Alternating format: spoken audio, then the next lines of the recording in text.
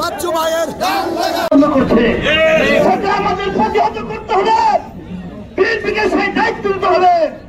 BNP জনগণের দল, এদেশের মানুষের দল। বিএনপি যেই কেবল ক্ষমতা এসেছে মানুষের ভোটের মাধ্যমে ক্ষমতা এসেছে, আর শেখ হাসিনা দেশের মানুষের ভোটের অধিকার হরণ করেছে। দিনের ভোট হতে দিয়েছেন, উত্তমার্কা নির্বাচন করেছে। এই আওয়ামী লীগের চরিত্র বৈশিষ্ট্য। একটা নিষিদ্ধ দল, একটি অন্তর্বর্তী সরকার আজকে ইউনূসের নেতৃত্বে দেশে বিরাজমান। সেই সরকার আওয়ামী লীগকে নিষিদ্ধ করেছে। আজকে আমরা যারা বিএনপি নেতা করেছি তাদের এই ষড়যন্ত্রের বিরুদ্ধে আমাদের রুখে দাঁড়াতে হবে।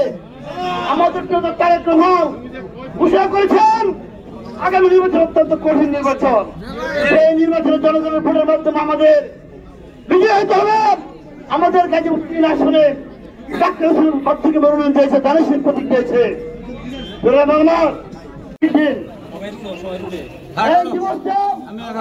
বাংলাদেশের মানুষের জন্য অত্যন্ত গুরুত্ব বহন করে।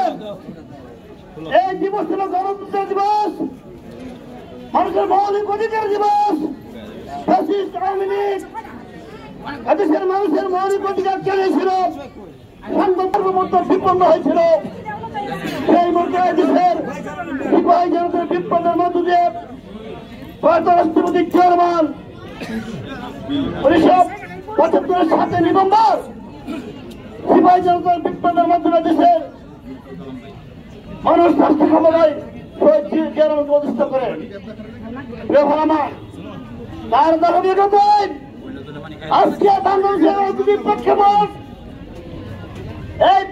যদি সেই দিন চেয়ারম্যানের আবির্ভাব না হতো আজকে আমরা স্বাধীনভাবে মিছিল করতে পারতাম না, আমরা স্বাধীনভাবে কথা বলতে পারতাম না, এদেশের সংবাদপত্র থাকতো না, মানুষের মৌলিক অধিকার থাকতো না। আওয়ামী লীগ শেখ মুজিবুর রহমান 10 সাল কায়েম করেছিল, এদেশে একটি মাত্র দল থাকবে, আর কোন দল থাকবে না। সেটা কায়েম করেছিল আওয়ামী লীগ। আপনারা আগামী দিনে জনগণের ভোটের মাধ্যমে বিএনপিকে রাষ্ট্রীয় অহংকার তারেক রহমান জিন্দাবাদ গাজীপুর